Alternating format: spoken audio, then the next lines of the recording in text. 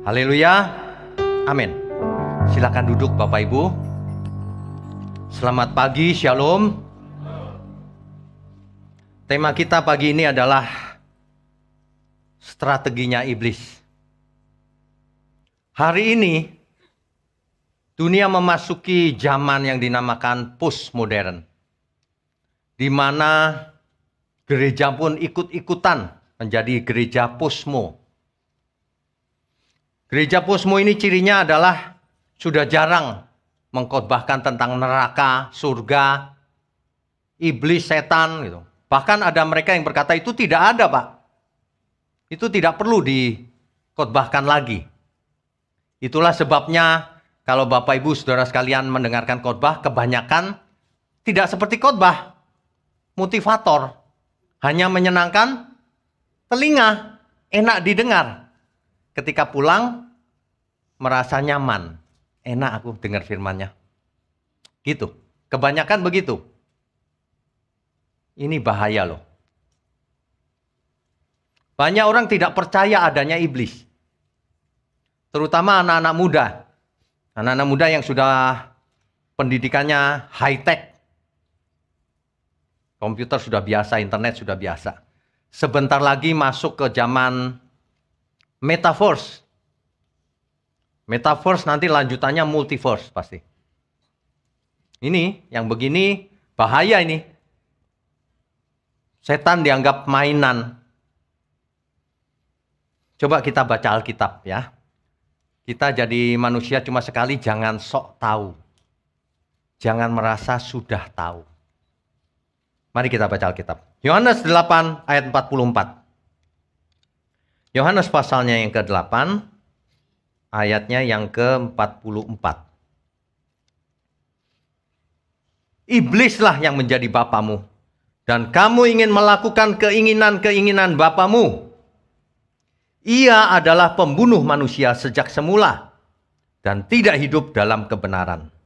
Sebab di dalam dia tidak ada kebenaran. Apabila ia berkata dusta, ia berkata atas kehendaknya sendiri. Dustanya itu asalnya dari dirinya sendiri loh. Bukan karena diojok-ojokin orang. Itulah iblis. Sebab ia adalah pendusta dan bapak segala dusta. Kalau kita baca firman Tuhan, kita harus mengerti konteksnya dengan benar. Supaya pesan yang Tuhan sampaikan itu benar-benar kita mengerti, tidak meleset. Ini harus digarisbawahi. Supaya kita benar-benar mengerti isi hatinya Tuhan. Di sini dikatakan iblis adalah pembunuh manusia sejak semula. Ada orang yang mengartikan begini, tuh Pak, iblis itu diciptakan Tuhan sejak semula sudah jahat. Seolah-olah yang menciptakan setan itu Tuhan. Bukan. Tuhan tidak pernah menciptakan makhluk yang langsung jahat. Pada mulanya pasti tidak jahat, karena Tuhan tidak jahat. Jangan berpikir Tuhan seperti sutradara. Ada superhero-nya, ada peran antagonisnya yang jahat, terus diadu. Bukan. Iblis ini dulunya di surga, polos. Ketika itu belum disebut iblis. Ada orang yang mengatakan sejenis malaikat, tapi yang pasti ia adalah makhluk surgawi. Ia memberontak atas keinginannya sendiri. Nah itulah sebabnya ia jadi setan. Soal hal itu khotbah tersendiri ya tentang Lucifer. Yang saya mau sampaikan di sini adalah iblis itu adalah bapak segala dusta. Dusta itu bohong maksudnya. Bohong itu dalam kata yang lebih populer hari ini adalah hoax. Jadi kalau ada manusia yang sukanya bikin hoax, dia memiliki sifat iblis. Manusia yang selalu perkataannya kebenaran sesuai perbuatannya. Itulah ciri anak Allah di surga. Ada amin ya semua ya. Ini sangat mendasar nih. Jadi kalau ada orang sukanya buat hoax, jangan deketi dia. Siapapun dia. Jangankan jemaat, aktivis. Pendeta sekalipun kalau dia bohong, Jangan dekati dia. Kalau dia menyebarkan hoax, itu pasti iblis itu. Di baliknya itu bapaknya itu iblis. Pasti. Sebab iblis itu bapak segala pendusta. Bapaknya hoax itu iblis. Iblis yang pertama kali terjadi hoax di mana? Di Eden. Di Eden. Sebab Tuhan berkata begini, jangan kau makan buah itu. Nanti kamu mati. Si iblis bilang apa? Sesungguhnya kalau kamu makan, kamu nggak mati. Dia menyebarkan hoax. Hari itu cuma satu yang mendengar hoaxnya, Hawa. Hawa termakan oleh hoaxnya itu. Karena ada daya tariknya. Sesungguhnya kalau kamu makan itu, kamu akan terbuka matamu. Kamu akan mengerti. Dan kamu menjadi seperti Allah. Ini dia. Modus ini dipakai terus sampai hari ini. Nanti kita perhatikan. Tidak semua orang mengerti akan hal ini. Manusia di bumi hari ini terbuai oleh para motivator, oleh pengkhotbah-pengkhotbah yang menyenangkan telinga. Nggak ngerti hidupnya. Makanya jadi Kristen 20-an tahun, bahkan sudah berumur, nggak berkualitas di hadapan Tuhan. Ya, nggak berkualitas. Kenapa? Karena salah mengerti. Karena yang dimengerti itu selama ini hoax. Kalau kamu beli perpuluhan, dibalas Tuhan 100 kali, itu hoax. Nggak ada itu di Alkitab. Itu hoax, saudara. Seringkali hoax itu keluar dari mimbar. Ironis sekali ini sebenarnya. Tapi saya mengerti sih. Dulu di tamannya Tuhan, di Taman Eden. Itu tamannya Tuhan loh. Taman Tuhan itu ternyata angker. Ada ular melingkar di tengah-tengahnya. Angker nggak itu? Angker. Sengaja Tuhan. Supaya apa? Supaya Adam menang jadi anak-anak Allah. Tapi sayang sekali, Adam nggak bisa dipercaya. Ia lebih pilih suara setan daripada suara Tuhan. Padahal pilihannya jelas. Hari ini lebih sulit pilihannya. Bukan hitam putih. Hitam, putih, kita pilih putih. Kuning, hijau, merah. Wah, ini boleh dipilih nggak ini? Sulit hari ini. Makanya jemaat Tuhan harus cerdas. Bisa membedakan mana benar, mana salah. Bisa membedakan mana yang benar, mana yang palsu. Selain bisa membedakan secara rasio, membedakan secara roh. Kita harus memiliki roh yang peka. Supaya kalau kita menghadapi seseorang, ini setan ini. Kita langsung tahu. Kita kalau ngomong berapa kali gitu ya dengan seseorang gitu, kita sudah tahu. Ini setan ini orang ini. Kerasukan setan ini. Bapak Ibu, kalau saya berkata kerasukan setan itu jangan membayangkan orang yang melotot-melotot gitu. Kalau itu kerasukan roh jahat. Beda. Kalau kerasukan setan itu normal. Tapi pikirannya seperti setan. Bentuknya manusia. Tapi pikirannya seperti setan. Setan itu pintar atau bodoh? Pintar. Setan itu licik sekali. Dan dia tahu kelemahan manusia. Dia sudah terbukti berhasil menjatuhkan banyak sekali. Sejak awal, Adam aja jatuh. Jadi setan tahu persis kelemahan setiap kita. Tahu persis. Makanya, jangan punya kelemahan. Kalau punya kelemahan, disodori sama setan. Iya, serius ya. Ya. Iblis itu jelas ingin membinasakan manusia. Agar tidak menjadi anak Allah. Dengan segala cara. Dengan segala strateginya. Bapak Ibu di sini yang kalau ada yang jadi marketing. Ketika kita mau melaunching suatu produk. Tentu kita bicara soal strategi bukan? Bagaimana ini produk ini di pasaran nanti? Laku nggak? Lalu saya adakan positioning. Biayanya mahal nggak? Kualitasnya bagaimana? Saya mau masuk ke pasar yang bagaimana? Target marketnya seperti apa? Sama, itu dipakai iblis. Saya mau tanya, iblis pintar marketing nggak? Pasti. Pintar matematika nggak? Pasti. Pintar Alkitab nggak? Pasti. Kenapa? Umurnya kita nggak tahu. Jutaan tahun atau berapa. Nggak mati-mati. Dia mengikuti sejarah dunia ini. Manusia dari zaman dulu sampai sekarang dia ikuti. Jadi semua ilmu dia punya.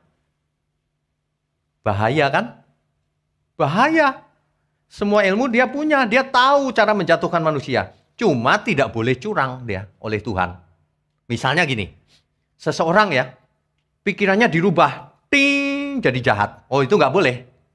Yang curang begitu nggak boleh. Yang boleh adalah menggoda. Menggoda boleh, diizinkan Tuhan. Justru manusia harus digoda. Manusia harus diuji. Supaya tampil sebagai emas. Anak-anak Allah. Ada amin ya? Nah yang masih muda ini, dengarkan terus kebenaran. Kalau enggak, kamu terpeleset, pasti jatuh. Masih muda pasti jatuh kalau tidak mengerti kebenaran. Pasti. Ya. Iblis itu tidak bodoh, ia penuh kelicikan. Di Kejadian pasal 3. Coba kita baca Kejadian pasal 3 ya. Ada hal yang sangat penting. Adapun ular ialah yang paling cerdik dari segala binatang di darat yang dijadikan oleh Tuhan Allah. Kalau kita membaca Alkitab, jangan selalu harafiah. Oh ini ular nih, ular beneran nih. Tidak. Ular bukan binatang yang paling cerdik. Ini sedang menceritakan ada suatu makhluk yang paling cerdik. Dilambangkan dengan ular. Kita harus mengerti. Ini bukan ular beneran. Kalau ular beneran manusia jatuh dosa karena ular beneran, sekarang kita kumpulkan semua ular. Kita bikin sate ular. Dulu ada yang bercanda sama saya. Pak, Adam itu pasti bukan orang Chinese, Pak. Loh, kenapa? Kalau Adam itu orang Chinese, Pak, ketemu ular, ditangkap, dimasak, Pak. Ya, itu bercanda sih. Maksudnya adalah iblis itu licik. Pintar. Gitu ya. Ayat 2. Iblis itu memancing di ayat 1-nya. Ular itu berkata kepada perempuan itu, tentulah Allah berfirman, semua pohon dalam taman ini jangan kau makan, bukan? Bapak Ibu teliti nggak ya kalimat ini ya? Kan Tuhan berkata begini, Adam jangan kau makan buah itu. Adam pasti cerita sama istrinya. Buah itu buah yang mana? Seluruh buah? Bukan. Buah pengetahuan baik dan jahat. Itu yang di tengah-tengah taman ada 2 tuh pohonnya. Nah, lalu iblis mancing supaya Hawa terpancing. Tuhan bilang nggak boleh dimakan kan semua buah ini? Ngerti nggak maksudnya? Si Hawa langsung terpancing. Enggak, cuma itu yang nggak boleh. Kepancing. Begitu kepancing terjadilah dialog. Hati-hati. Jangan pernah berdialog dengan iblis. Dipancing sama iblis. Ya, Hawa berkata begini, tetapi tentang buah yang ada di tengah-tengah taman, Allah berfirman, jangan kamu makan. Ditambahin lagi sama Hawa. Kan Tuhan cuma berkata jangan kau makan buah itu. Sama Hawa ditambah ini, jangan kamu makan ataupun raba buah itu. Nanti kamu mati. Perhatikan baik-baik. Hawa ini ceroboh. Firman ditambah-tambahin. Padahal cuma nggak boleh makan. Ini ditambahin nggak boleh raba. Jangan nambahin ayat. Dan jangan ngurangi ayat. Ya. Ayat keempat. Tetapi ular itu berkata kepada perempuan itu, sekali-kali kamu tidak akan mati. Nah ini tujuan akhirnya itu sebenarnya. Kalau kamu makan itu, kamu gak bakalan mati. Ayat 5-nya. Tetapi Allah mengetahui bahwa pada waktu kamu makan, matamu akan terbuka. Dan kamu akan menjadi seperti Allah. Tahu tentang yang baik dan yang jahat. Loh, kalau gitu oke dong. Nah, Hawa pakai pikirannya sendiri. Manusia hari ini sering pakai pikirannya sendiri. Padahal perintah Tuhan sederhana. Jangan kau makan buah itu. Gitu. Pakai pikiran sendiri. Enak ya. Dimakanlah buah itu. Manusia jatuh dalam dosa. Ini sejarah awalnya nih. Si iblis berhasil menjatuhkan manusia. Dengan modus itu. Nah modus ini sering dipakai sampai hari ini. Makanya Rasul Paulus mengingatkan dalam 2 Korintus 11. Ayat 3 sampai 4. 2 Korintus 11 ayat 3 sampai 4. Rasul Paulus menulis begini kepada jemaat di Korintus. Tetapi aku takut kalau pikiran kamu disesatkan oleh kesetiaan kamu yang sejati kepada Kristus. Sama seperti Hawa diperdayakan oleh ular itu dengan kelicikannya. Dijatuhkan dengan cara apa? Dibohongin. Dikasih informasi yang salah. Diberi hoax. Termakanlah hoax. Keracunan hoax. Binasa. Kan begitu. Jadi sebenarnya yang dimaksud peperangan rohani itu bukan begini. Yuk kita keliling sama aku. Keliling Grisenda. Tebar-tebar garam. Tebar-tebar minyak urapan. Doa di sana. Roh jahat keluar, pergi dari sini, pergi dari sini. Setiap perempatan. Bukan itu. Itu bukan peperangan rohani. Kalau setan diusir dari perempatan A, pindah kemana dia? B. Diusir B, pindah kemana? Diusir C, pindah ke gereja, Pak. Ngusir setan kok begitu? Kalau saya nggak mau keliling-keliling, kalau memang itu bisa. Dari tempat ini aja. Hei setan seluruh dunia. Nih di peta ini semuanya yang ada di sini. Pindah ke bulan. Selesai urusannya. Udah gak ada setan di dunia. Gampang kan? Kok keliling tebar-tebar minyak urapan, tebar-tebar garam lagi. Emang setan takut apa sama garam? Mungkin pikirannya itu kali ya. Ular tuh takut garam. Gitu kali. Saya nggak ngerti itu. Dapat dari mana itu garam itu. Ada yang begitu. Di Alkitab padahal nggak ada. Jadi sebenarnya peperangan rohani itu peperangan informasi. Informasi mana yang masuk? Kebenaran atau kepalsuan?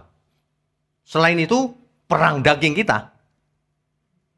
Perang roh, itu peperangan rohani.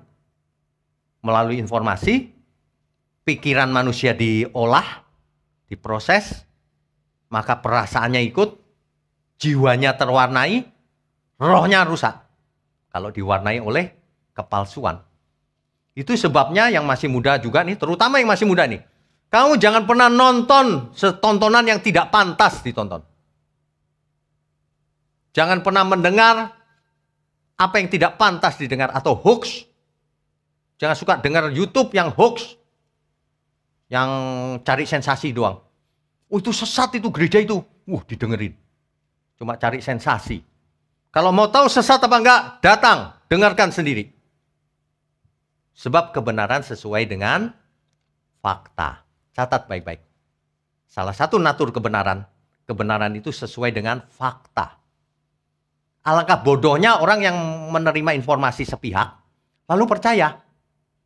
Itu orang bodoh namanya. Kalau orang menerima informasi sepihak. Cross check. Benar nggak begitu faktanya? Amin? Jangan sepihak. Siapa tahu yang bicara itu ular. Apapun beritanya. Jangan gampang percaya. Kan saya sering berkata tuh, kalau ada orang khotbah sembarangan jangan amin gitu. Jangan. Khotbahnya salah nggak usah diaminkan. Amin. Nggak amin. Salah kok amin. Nanti rusak kau. Ya. Oke, jadi modus iblis itu salah satunya lewat hoax, lewat bohong, lewat fitnah. Jadi kita itu jangan, saya nggak tahu ya sengaja atau tidak, kadang-kadang kita itu bisa menyebar hoax loh, nggak sengaja. Ya, menerima di WA gitu berita apa gitu, langsung disebar-sebarin gitu. Menyebar hoax, jangan pernah menyebarkan lagi mulai sekarang. Jangan gampang. Hati-hati, jempol kita itu bisa berbuat dosa loh. Memforward hoax tuh Tuhan tidak berkenan. Kalau memforward itu hal-hal yang berguna, firman yang benar, firman yang nggak benar nggak usah. Kan begitu ya. Hidup cuma satu kali. Saya ingatkan hidup cuma satu kali. Ya. Jadi kalau informasi itu pilih-pilih. Kalau kebenaran masuk. Kalau hoax tolak. Itu jelas. Sebab apa yang kita masuk ke pikiran, yang kita adopsi sebagai sesuatu yang benar akan mewarnai hidup kita.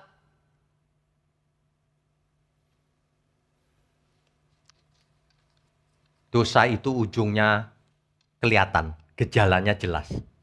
Gejalanya akan merusakkan karakter.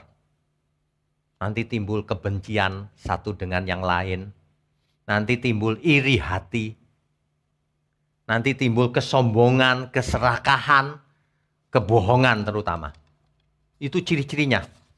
Jadi jangan sampai kita itu terperangkap oleh cara-cara iblis yang licik. Iblis itu bisa memakai ayat-ayat Alkitab untuk menggiring manusia menghakimi sesamanya. Bisa. Bisa. Hati-hati. Tidak semua ayat Alkitab bisa diartikan benar oleh orang-orang. Harus kita cari konteksnya. Banyak orang jatuh karena dirinya sendiri. Banyak keinginan. Kalau ada orang yang tontonannya nggak benar, nanti jatuh dia soal seks. Cari penyakit sendiri. Aku nggak bisa Pak, lepas. Iya kau nonton terus tiap hari. Jadi nggak tiba-tiba orang buat dosa itu.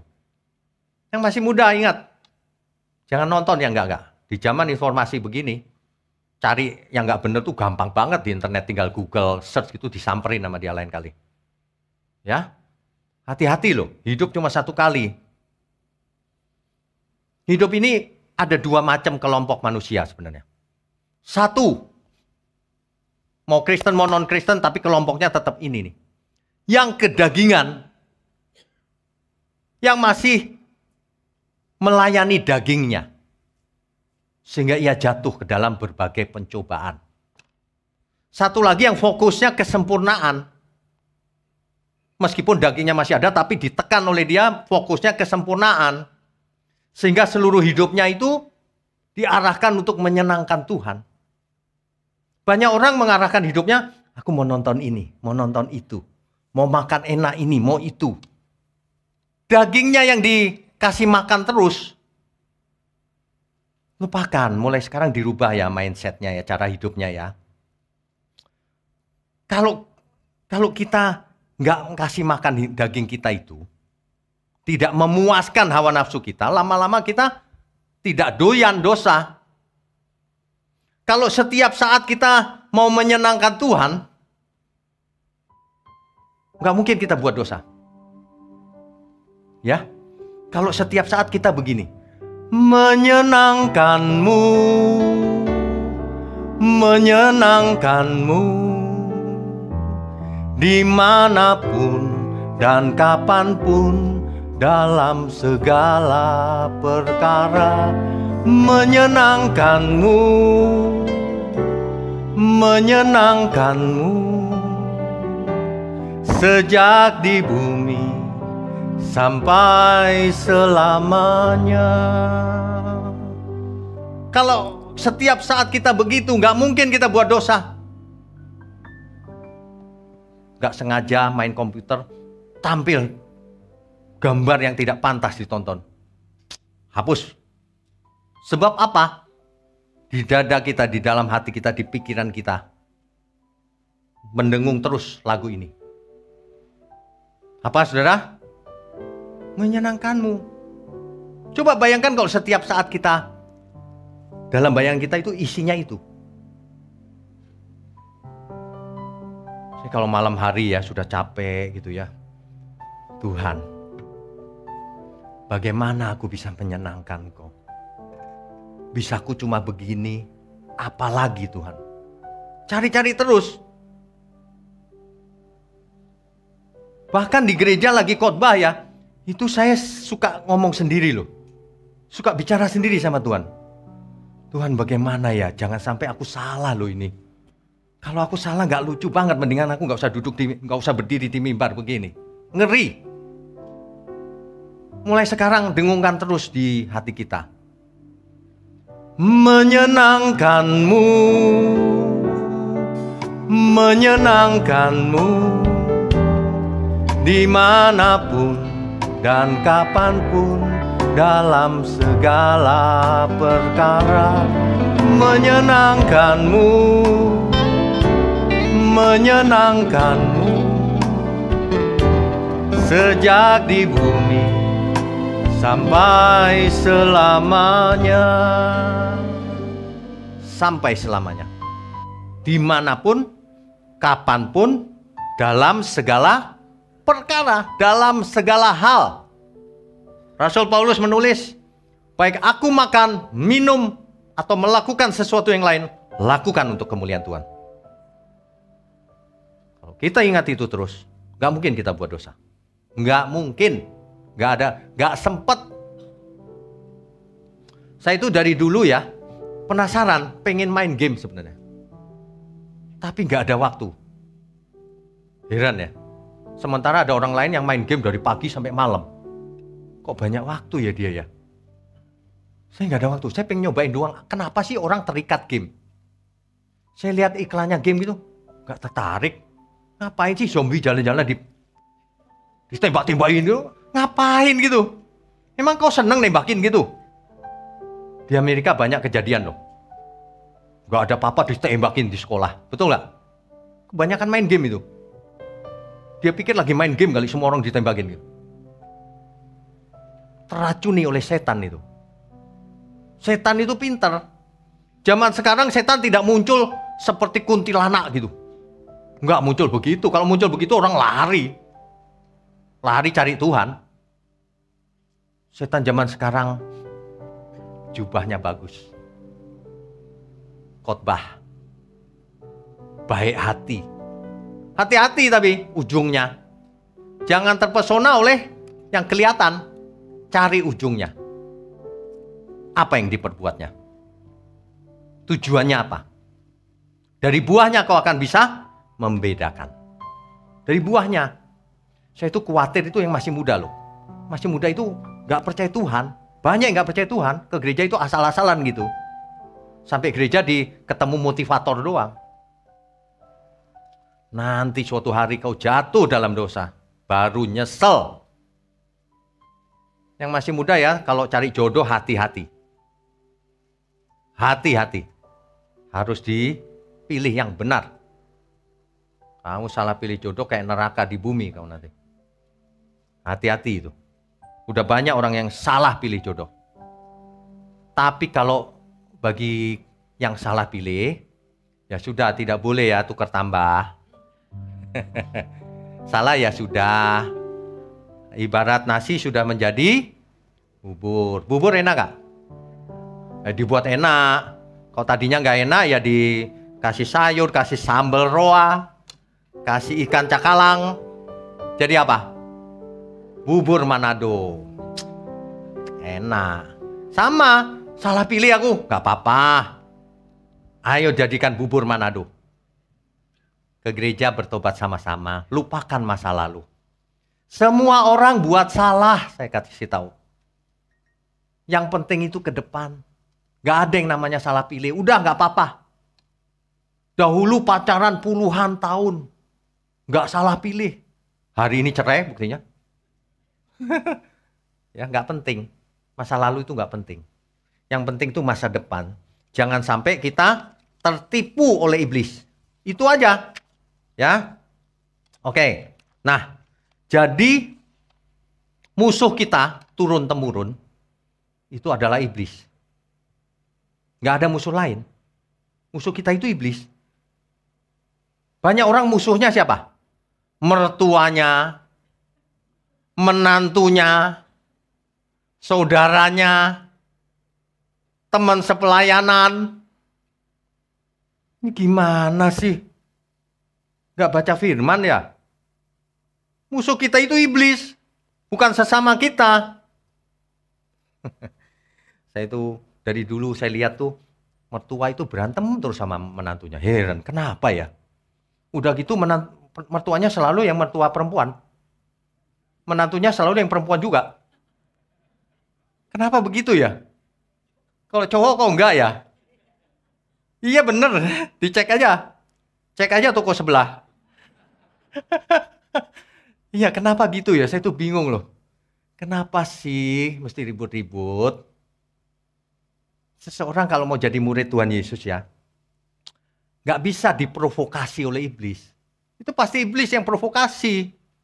Kamu gak salah, sikat aja dia. Nggak salah kamu.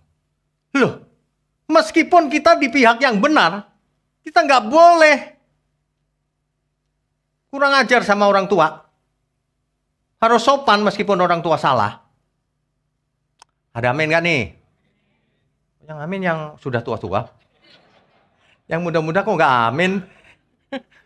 Yang muda pendidikan zaman sekarang tuh, terutama yang dari luar negeri ya, biasanya gitu tuh. Orang tua salah disikat habis pokoknya. Pokoknya gua bener. Waduh. Kalau main bener-beneran kita semua nggak ada yang hidup nih. Tuhan jatuhkan sesuai kesalahanmu. Jangan begitu. Ketika masih muda kita harus belajar. Ya.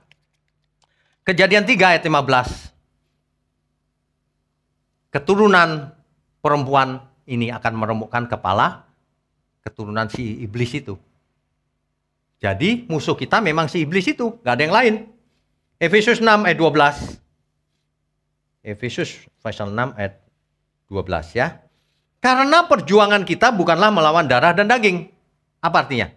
Karena perjuangan kita atau musuh kita itu bukan manusia. Melawan darah dan daging, bukan.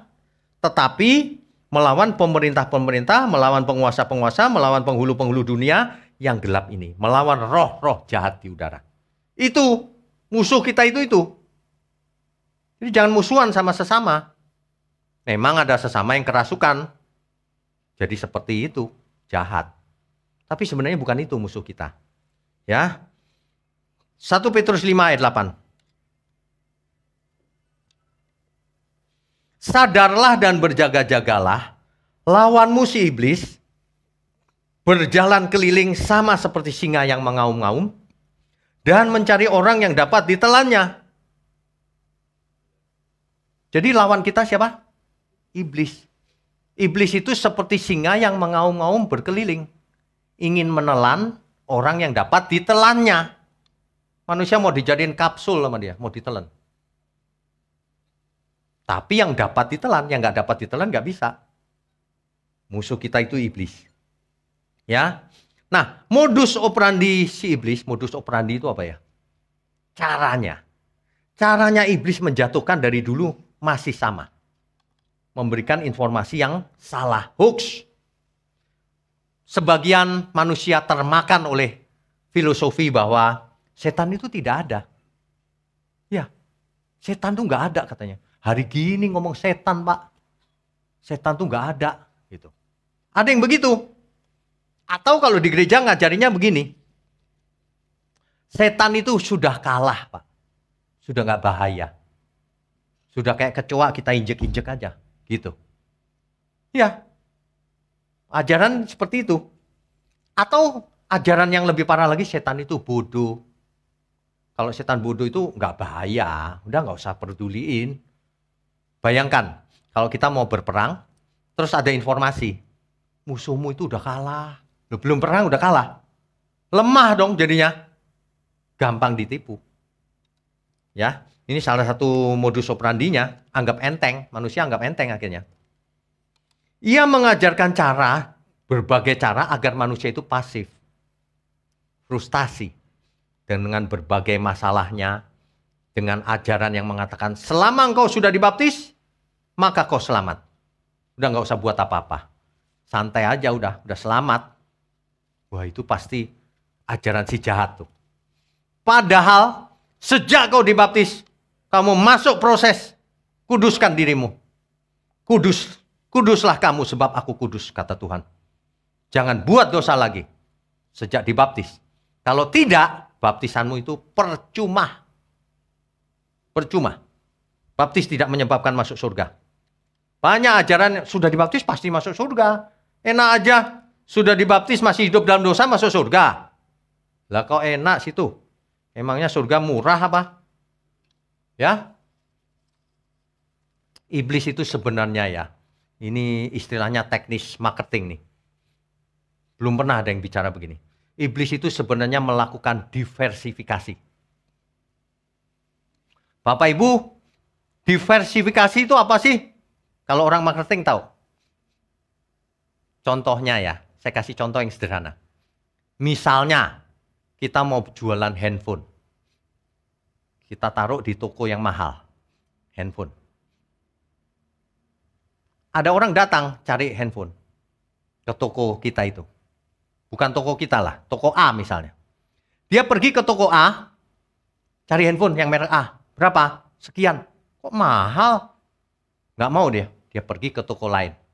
Cari merek yang sama. Nah, ini lebih murah nih. Dia cari ke toko lain lagi, cari yang paling murah. Akhirnya dapat toko E, toko kelima yang dia cari. Ini paling murah nih. Dia beli. Tahu nggak saudara? Semua toko itu pemiliknya sama. Itulah diversifikasi. Ngerti maksudnya ya? Diversifikasi. Jadi saya buka 5 toko, orang nggak suka sama saya karena toko saya toko A. Nggak apa-apa yang semua punyaku kok. Si iblis seperti itu. Diversifikasi. Orang yang mencari sesuatu, dia tahu. Dia sediakan produknya sesuai segmennya. Kalau kita bisnis, kita main suatu segmen. Saya mau main di segmen atas atau bawah, itu beda. Saya mau segmennya yang muda atau yang tua. Saya mau segmen anak-anak atau dewasa. Kan beda-beda itu produknya. Iya kan? Tapi iblis bermain di semua segmen. Saya kasih tahu. Di semua segmen. Tua, muda, kaya, miskin. Mau yang agama atau ateis. Mau pelayan di jemaat atau pelayan gereja. Semua iblis bermain. Orang jahat, orang baik. Iblis bermain di semua segmen. Lebih jelasnya begini. Jika seorang peka pasti bisa mencium ini, bau si iblis ini. Pasti. Saya berharap kita semua yang mendengarkan firman ini mengerti dan menjadi peka. Kadang-kadang kita tertipu oleh diri kita sendiri. Kita melakukan sesuatu yang Tuhan tidak berkenan. Itu pasti liciknya si iblis tuh. Lucifer itu dengan liciknya melakukan diversifikasi. Contohnya bagaimana? Ada manusia yang tertarik pada kejahatan. Memang tertarik kejahatan. Ya dia sediakan kejahatan. Cocok, klop. Dia jual kejahatan, dibeli oleh manusia yang suka jahat. Dia buka gereja setan, jemaatnya jemaat gereja setan. Ada, laku. Dia buka yang seperti itu. Itu produk itu. Lalu banyak orang bilang, aku nggak mau pak produk itu. Disediakan produk yang lain oleh iblis. Ada yang baik sih, ada orang banyak yang baik. Tapi tidak percaya Tuhan. Disediakan juga sama iblis. Mereka jatuh pada segmen itu. Aku nggak percaya Tuhan Yesus. Itu dongeng itu. Gitu. Yang penting aku baik. Apalagi ditambahin, itu temanku Kristen kayak begitu tuh nipu orang. Apa itu selingkuh begitu? Masih baikan aku. Itu caranya. Itu sudah, ini real loh yang saya cerita. Saya sampai, makanya Tuhan, kalau kita menyandang Kristen, itu artinya kita membawa nama Tuhan Yesus. Kalau sampai kita jadi sandungan, apalagi kalau berdiri di mimbar begini, jadi sandungan semua jemaat bubar. Dosanya kayak apa itu? Ya, iblis menghembuskan pengertian bahwa iblis sudah kalah. Nah itu yang tadi itu produknya iblis tuh. Buktinya apa? Ada yang kemakan juga kan? Manusia ada yang kemakan. Aku percaya iblis udah kalah. Buktinya begitu. Kita main bukti saja. Ada orang yang ke toko C, beli juga akhirnya. Sama, tujuannya sama. Iblis membuat manusia percaya bahwa iblis sudah dapat dikalahkan dengan benda-benda. Itu termasuk iblis. Produknya iblis tuh. Jadi ada manusia yang beli produk itu. Dia percaya, iblis itu kalau sama garam takut ya. Tebarin garam di rumah-rumahnya. Ada lagi yang percaya iblis itu takut sama minyak urapan. Minyak urapan ditebarin di pojok-pojokan. Kan begitu kan? Itu produk-produknya itu. Jangan tersinggung ya yang di sana ya. Saya bicara apa adanya saja. Setan itu nggak takut minyak. Setan itu takut dengan roh yang ada dalam diri kita. Katakan amin. Roh siapa itu? Roh Allah. Roh Kudus. Roh yang maha tinggi ada dalam diri kita. Lah kok minyak? Ini, waduh, terserah saya mau dimusuhin siapapun. Saya bicara kebenaran. Bapak Ibu ya, saya beritahu ya, saya tidak pernah bercita-cita jadi pendeta. Tidak pernah. Nggak tertarik saya. Kenapa? Karena saya lihat, kok begitu ya khotbah ya? Bohong nih pasti. Karena saya dari kecil, sekolah minggu saya rajin sekali. Jadi saya tahu ini bohong nih. Yang ini kok kayak dukun ya? Yang ini kok kayak badut ya? Lucu-lucuan terus gitu. Saya nggak mau. Sampai suatu hari pengertian saya diubah Tuhan. Loh, kalau kamu lihat begitu, kamu yang benar. Nangkep nggak Bapak Ibu maksudnya?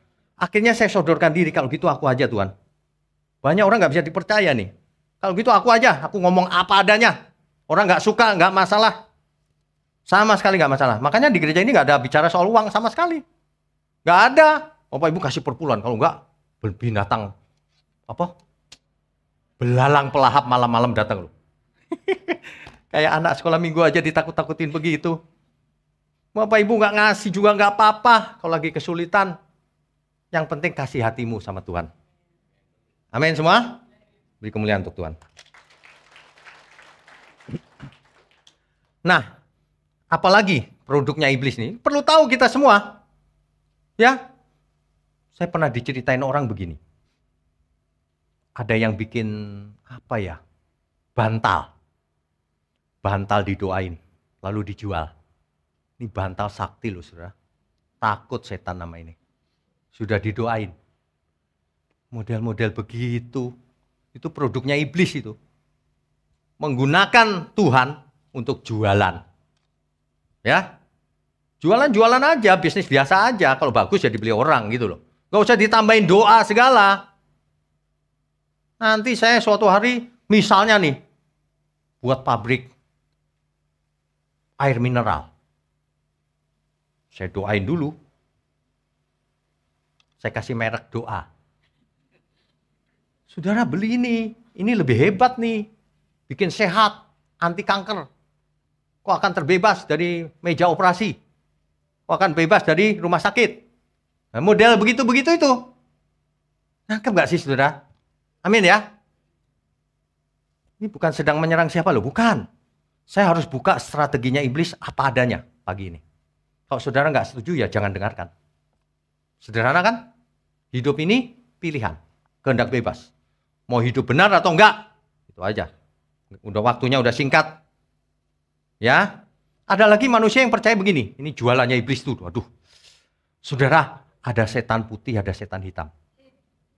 Ada kan? Yang jualan begitu ada. Ada orang percaya, oh yang ini setan putih Pak. Dia orang yang soleh Pak. Setan kok soleh? Ada. Setan ya setan. Ini jin baik Pak. Gak ada. Saya bilang, jin baik lagi. Dulu ya, saya pernah merenovasi rumah saya dulu. Rumah saya itu kan, dulu saya tinggal sendirian kan ya. Belum nikah, orang tua meninggal, semuanya gak ada. Sendirian gitu. Rumah saya itu tiangnya itu sampai keluar itu loh, rayap. Rayapnya itu sampai nggak karuan gitu. Jadi kok di dalam rumah itu kayak ada musik gitu. Gitu. Seluruh rumah, saya bukannya nggak mau renov, saya sendirian nggak ada waktu, saya kerja sibuk setengah mati kan. Jadi hari itu saya renov. Tukang-tukangnya mulai, ada yang cerita sama saya tukangnya. Pak, semalam saya lihat, saya ngeri Pak. Ada apa? Ada nenek-nenek Pak. Nembus dari tembok atas. Jalan ke sana nembus lagi.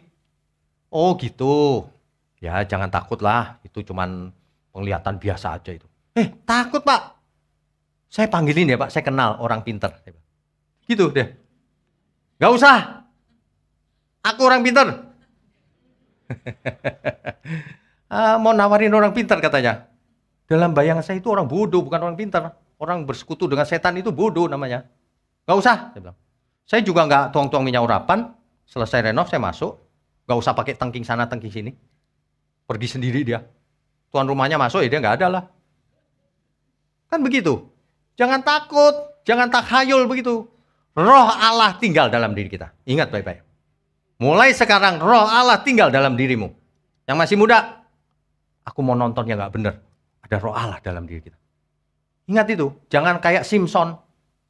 Simpson dijadikan nasir Allah. Tapi kelakuannya, waduh, berandal banget. Dia main pelacur di Gaza. Dia naksir perempuan Filistin. Akhirnya dia tergila-gila dengan Delila. Buta matanya akhirnya, mati. Mati bareng sama orang Filistin. Hari ini kita diberi anugerah oleh Tuhan. Firman yang benar, kesehatan, masih ada umur. Ayo kita bertobat lagi. Amin ya. Jangan terbelenggu atau sibuk dengan urusan yang begitu-begitu. Produk-produk setan itu nggak usah dibeli semuanya, nggak usah. Artinya nggak usah ikut pikiran-pikiran yang salah itu. Iblis itu tidak terancam kalau manusia dibaptis jadi Kristen, nggak terancam. Nggak masalah, baptis aja 10 kali kata dia. Kalau perlu diselam 1 jam situ. Nggak peduli iblis, nggak penting itu. Tapi dia akan berusaha. Oke, kau Kristen. Tapi kau merasa selamat aja. Nggak ngapa-ngapain pun merasa selamat. Udah cukup tuh. Iblis maunya begitu. Padahal justru hidup ini perlombaan yang diwajibkan, kata Alkitab. Betul nggak? Kok malah, udah tenang aja, udah yang penting aku percaya Tuhan, selamat. Nggak tahu arti percaya. Dia pikir percaya itu dengan otaknya. Aku percaya Yesus Tuhan. Setan pun percaya, saya kasih tahu. Bahkan setan tahu, ini dia. Takut roh-roh jahat. Manusia malah enggak. Manusia malah berani klaim janjinya. Berani ngeklaim segala. Kebalik semua ajaran yang ada itu. Kita mesti belajar, hidup cuma sekali, saudara. Mau cari apa sih? Aduh. Ada lagi yang berkata begini. Manusia itu nggak bisa sempurna. Nanti sempurnanya di bumi, di surga. Bagaimana ini? Sempurnanya di surga katanya. Padahal ketika seseorang menyerahkan diri kepada Tuhan, dia masuk ke suatu proses. Bukan sudah selamat, baru mulai. Ada amin ya semua ya. Kita itu seperti tanah liat, Tuhan seperti penjunannya. Jangan termakan oleh produknya iblis itu. Keselamatan bukan karena perbuatan baik, gak usah jadi orang baik. Wah, pasif aja, yang penting di otak udah percaya. Waduh, yang begitu jatuh dalam dosa nanti. Mestinya kita mengerti Tuhan sang penjunan, kita tanah liatnya. Ya, mestinya begitu. Aku sebagai tanah liat, Engkau penjunanku, ya Tuhan, ku rela Kau bentuk. Lembutkan hatiku, selembut kasih-Mu Yesus, ku berjalan di jalan-Mu.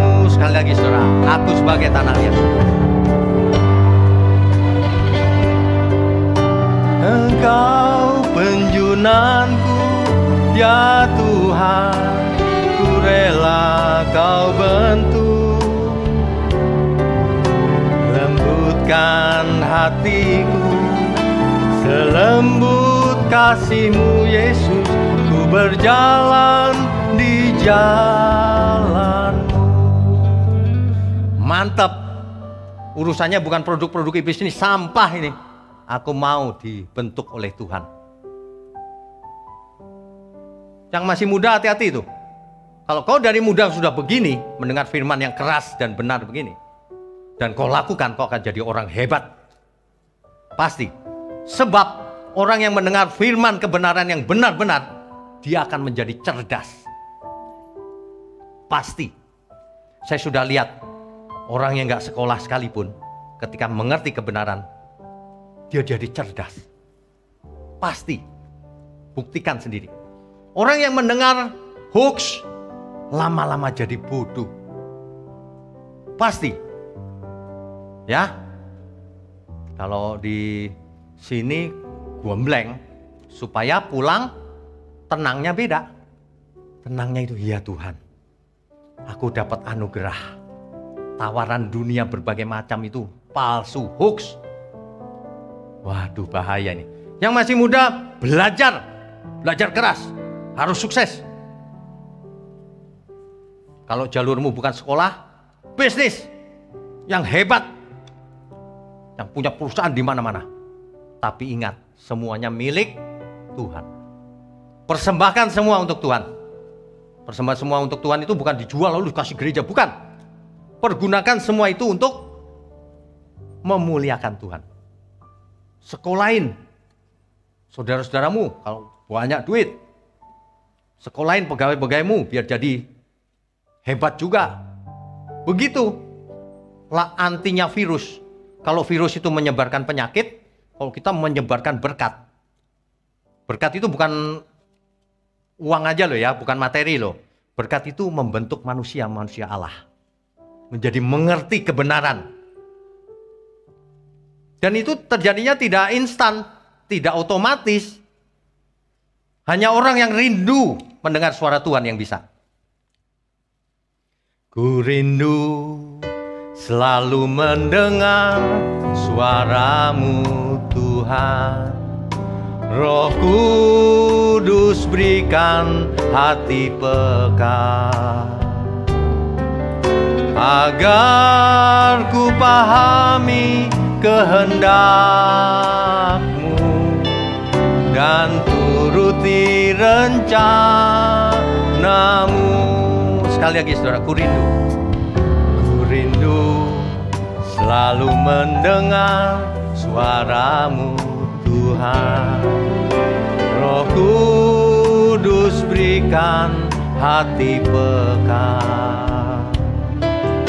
agar ku pahami kehendak-Mu dan turuti rencana-Mu. Aku sebagai tanah liat,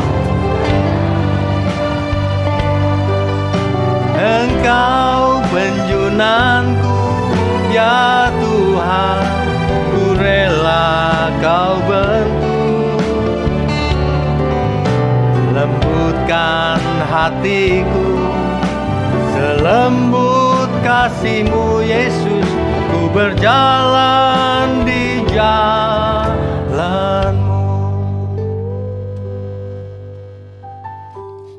Saya agak kecewa. Ternyata orang-orang yang sekolah Alkitab itu tidak menyebabkan ia menjadi mengerti. Mungkin mengerti dengan nalarnya, tapi rupanya ia tidak hidup menurut pengertiannya itu. Bayangkan Alkitab berkata, kuduslah kamu sebab aku kudus. Dia berkata, gak bisa bro, kudus itu nanti di surga. Ini beneran loh ini. Kamu harus sempurna seperti Bapa di surga sempurna. Gak bisa bro, kita manusia biasa. Itu ngajarin jemaat kayak gitu loh. Saya mau tanya ya, ada gak orang tua yang ngajarin anaknya gini? Gak bisa kok, gak bisa jadi juara, udah biasa aja. Ada sih yang begitu. Orang tua gila.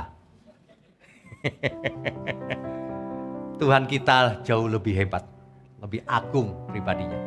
Kamu harus sempurna. Itu targetnya Tuhan, bukan biasa-biasa saja. Sempurna itu artinya bukan kita bisa nembus tembok, bisa terbang, bukan. Sempurna di situ tuh maksudnya dewasa. Kamu jangan kayak anak kecil gitu, nggak ngerti apa-apa. Lawan setan pakai garam, pakai minyak, pakai salib lagi. Kebanyakan nonton film kau. Lawan setan salib begini, nggak mempan. Bahkan pakai nama Yesus saja nggak mempan. Kalau kau hidupnya nggak benar.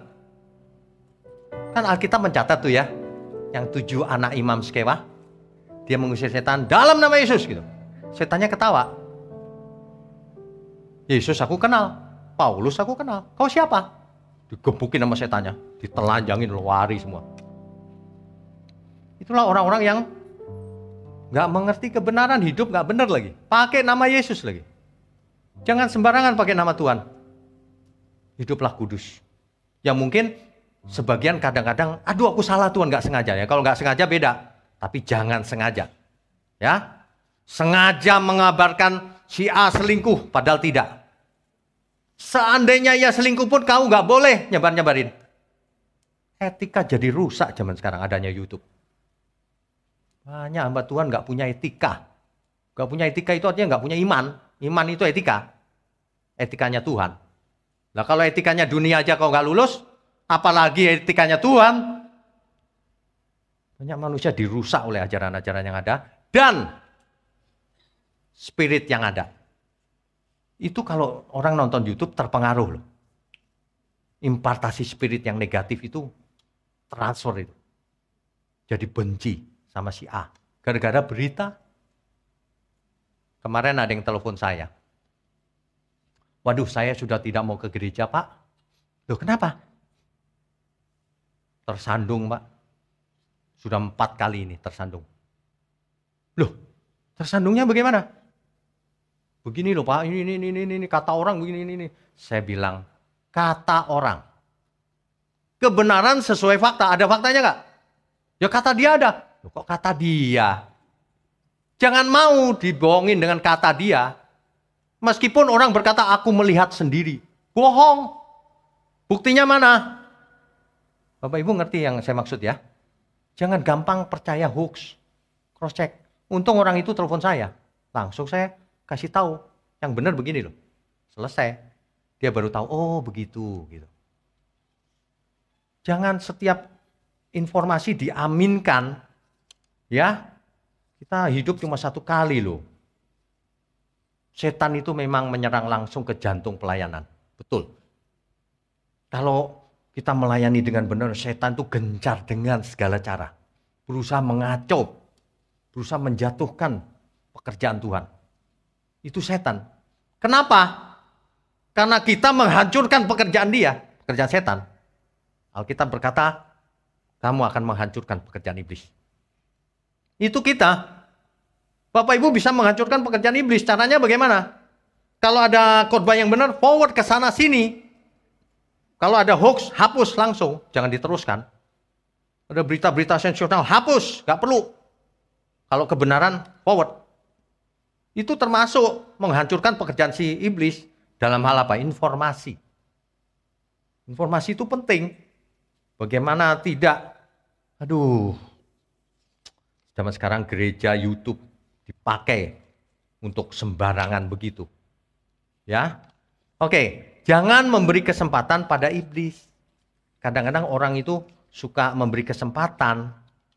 Jadinya akhirnya jatuh. Gak apa-apa lah Pak, sekali-sekali aku nonton yang gak bener. Sekali ini aja. Sekali ini aja. Iya sekali-sekali, besoknya sekali lagi deh Pak. Besoknya kali ini terakhir Pak. Besoknya lagi, yang ini terakhir dari yang terakhir Pak. Akhirnya gak ngomong apa-apa, terus aja tiap hari. Jangan begitu saudara, hidup cuma 1 kali ya. Jadi kita harus selalu ingat Tuhan, tolong ingatkan aku Tuhan setiap saat. Supaya aku tidak jatuh dalam pencobaan itu. Banyak orang itu lupa, tidak serius. Ya, sehingga akibatnya sengsara sendiri. Orang berdosa itu pasti sengsara. Nggak usah bicara nanti kekekalan, mulai sekarang udah sengsara. Ya, makanya ya pilih lagu pun harus yang sangat memberkati kita, yang impartasi spiritnya jelas gitu, yang benar. Ya, Tuhan tolong ingatkanku terus, hidup di bumi seperti arus. Tak henti mengalir menuju lautan hamparan luas.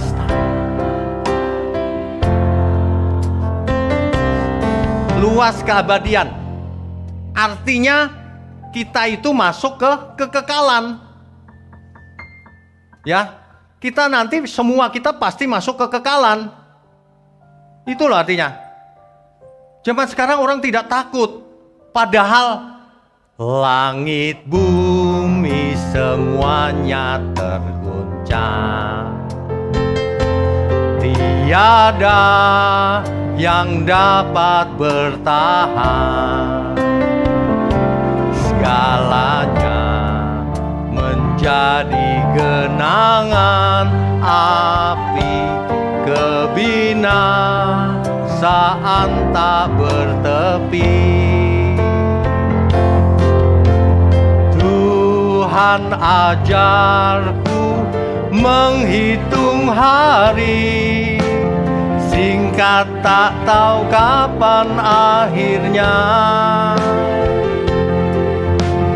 Tuntun aku sampai sempurna, berkenan di hadapan Bapa. Tuhan ajarku, Tuhan ajarku menghitung hari, singkat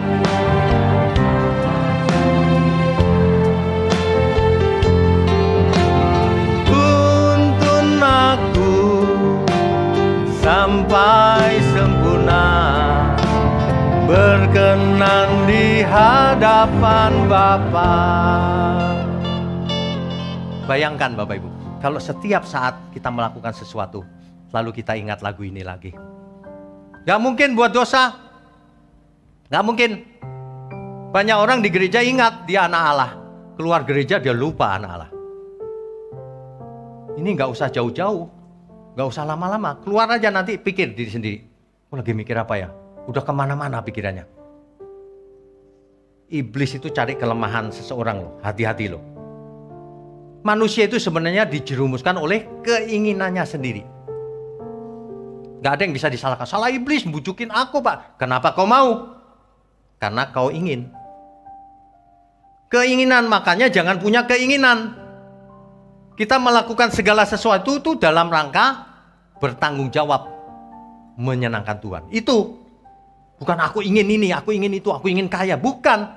Aku ingin sukses supaya kesuksesanku ini, mamonku ini untuk berkat bagi banyak orang sebelum aku menutup mata. Ada amin ya? Iya begitu. Iblis itu jualannya macam-macam, saudara. Orang terjerumus semuanya. Aku orang baik Pak. Iya. Saya mau tanya bagi orang tua yang sudah punya anak.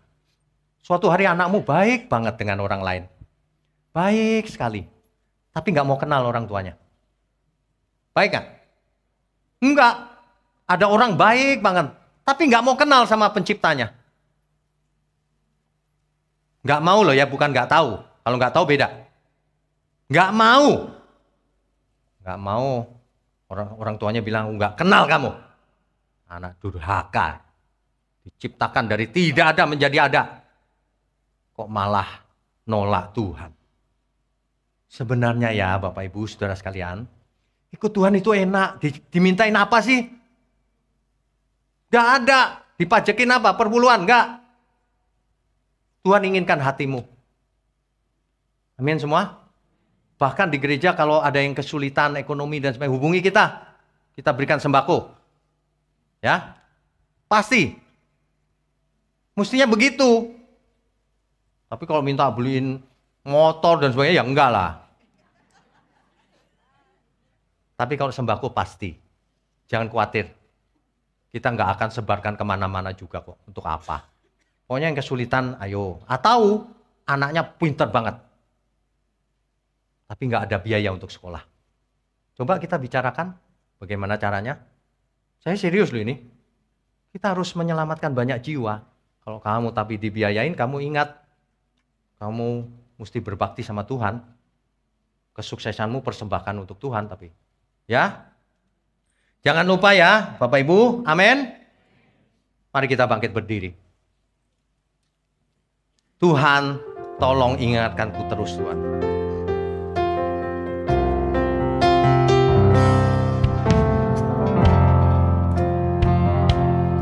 Mari saudara, Tuhan tolong ingatkanku terus. Tolong ingatkanku terus. Hidup di bumi seperti arus. Tak henti mengalir menuju lautan hamparan luas keabadian. Langit dan langit bumi semuanya terguncang. Tiada yang tetap bertahan, segalanya menjadi genangan api, kebinasaan tak bertepi. Tuhan ajarku menghitung hari, singkat tak tahu kapan akhirnya. Tuntun aku sampai sempurna, berkenan di hadapan Bapa. Tuhan ajarku menghitung hari, singkat tak tahu kapan akhirnya.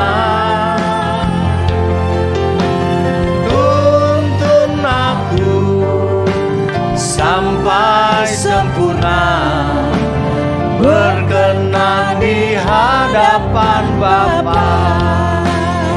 Bapak Ibu Saudara sekalian, hidup cuma satu kali. Ayo kita ingat terus didikan Tuhan. Ayo kita ingat setiap saat kita harus lakukan untuk kemuliaan Tuhan. Jangan punya banyak keinginan. Jangan lengah, si iblis itu bahaya. Dia berjualan banyak produk. Jangan terjebak oleh produk yang manapun. Pusatkan diri pada kebenaran Tuhan. Jadilah berkat. Jangan termakan oleh hoax, segala tipu daya, fitnah dan sebagainya yang dari iblis, yang untuk menghancurkan pekerjaan Tuhan. Mari kita dukung pekerjaan Tuhan. Jadilah berkat kemanapun kau pergi. Amin ya. Tuhan ajar kami Tuhan.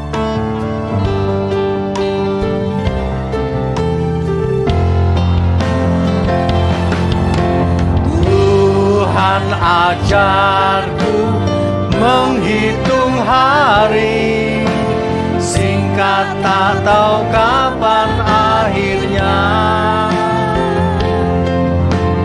Tuntun aku sampai sempurna, berkenan di hadapan Bapa. Berkenan di hadapan Bapa. Berkenan di hadapan Bapa. Berkenan di hadapan Bapa. Berkenan di hadapan Bapa.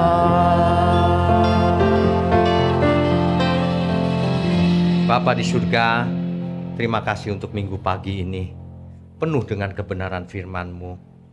Biarlah kami selalu ingat firman kebenaran ini, agar kemanapun kami pergi, dimanapun, kapanpun, di dalam segala hal, di dalam semua aspek hidup kami Tuhan, kami selalu ingat penyertaan Tuhan ada pada diri kami. Roh Allah yang Maha Tinggi sedang menyertai kami, sehingga kami tidak berani berbuat dosa lagi, sehingga kami tidak berani hidup tidak efektif untuk Tuhan. Bapa di surga, mohon tuntun setiap kami, pimpin setiap kami, agar hidup kami tidak sia-sia.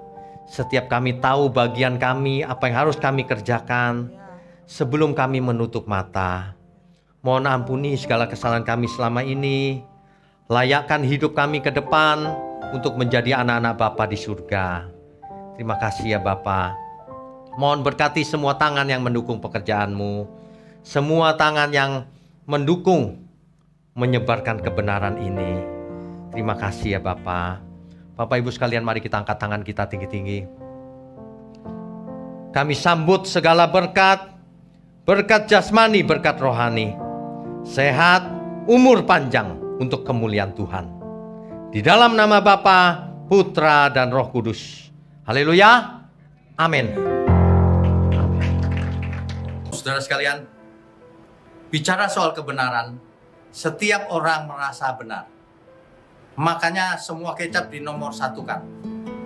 Ada orang yang mengatakan saya paling benar, ini paling benar, itu paling benar. Mana sebenarnya yang paling benar? Oleh sebab itu, hadiri seminar 7 natur kebenaran dan aplikasinya. Seminar ini wajib dihadiri oleh para teolog, apologet, pengkhotbah, bahkan oleh para jemaat sendiri. Agar kita bisa membedakan manakah yang benar, manakah yang salah. Inilah alat uji kebenaran yang sangat objektif dan alkitabiah. Pastikan saudara ikut. Dan ajak seluruh saudara dan sahabat-sahabat. Bapak-bapak dan ibu-ibu yang terkasih dimanapun berada, yuk kita belajar pelajaran Alkitab bersama secara online. Setiap hari Rabu jam 7 malam bersama pendeta Bapak Wignio Tanto. Secara online, bisa melalui Zoom. Tetapi kita harus mendaftarkan dulu ke nomor berikut ini. Selamat bergabung dan Tuhan Yesus memberkati.